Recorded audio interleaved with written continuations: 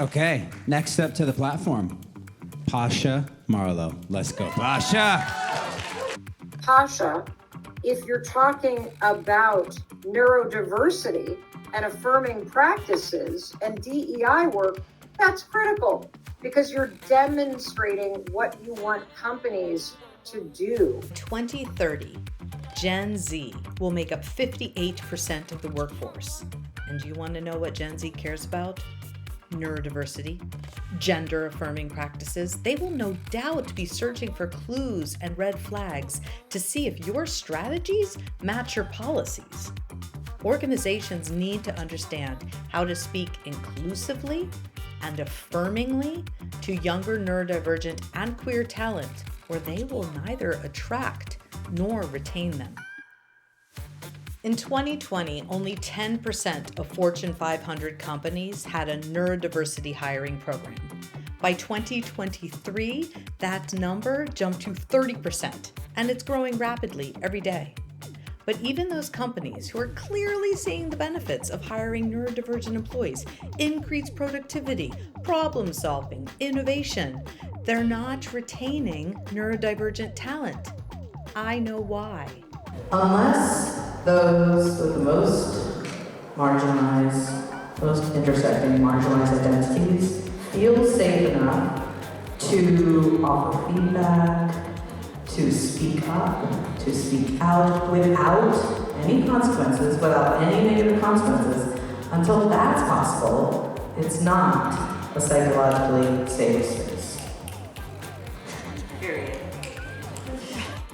The problem is the concept of neurodiversity is misunderstood. But it disables us because our society does not accommodate for neurodivergent or disabled people well yet. I have a lifetime of lived experience and 30 years of professional experience as a therapist and a coach for neurodivergent adults, and I understand the strengths and the challenges of different neurotypes and how to best leverage them and offer ongoing support for this often untapped and underrepresented and completely misunderstood workforce. Podcast, I'm your host, Pasha Marlowe. Not people are low functioning, but the society is low functioning.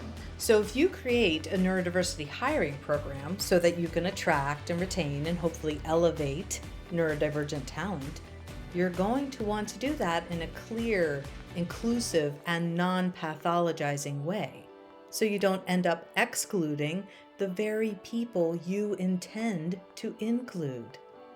Enter neurobelonging.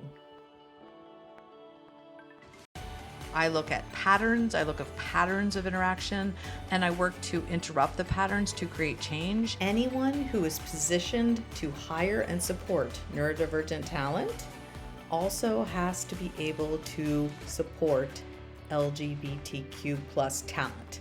The intersection of neurodivergence and queerness is becoming more apparent with each passing year. So the future is even more rainbow colored than it is now. And I am here for it. And am I going to be the kind of leader who cares enough for this upcoming generation that needs your support and needs you to believe in them and offer them space for opportunities to thrive and rise? Neurodiversity and gender-affirming work is not only imperative to meet the needs of upcoming generations, it's nuanced, it's empowering, it's fun, and I can't wait to share it with you.